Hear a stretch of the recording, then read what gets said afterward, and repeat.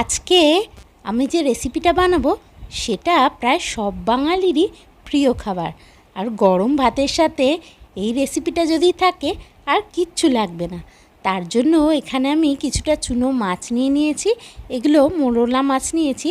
আর তাতে একটুখানি লম্বা লম্বা করে কেটে রাখা আলু আর পেঁয়াজ কুচি, টমেটো কুচি, কাঁচা লঙ্কা কুচি নিয়েছি।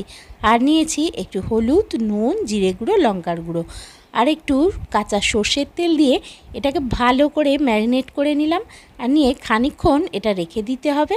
তারপর কড়ায় একটু সর্ষের তেল দিয়ে কালো জিরে ফোড়ন দিয়ে এই ম্যারিনেশনটা পুরো ঢেলে দিলাম। দিয়ে ঢাকা চাপা দিয়ে এটাকে নেড়ে নেড়ে কিছুক্ষণ হতে দিতে হবে।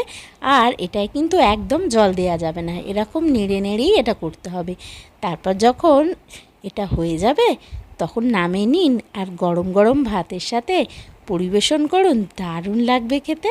আর এই চুনো মাছের চচ্চড়ি থাকলে আর কোনো কিছুই ভাতের সাথে লাগে না।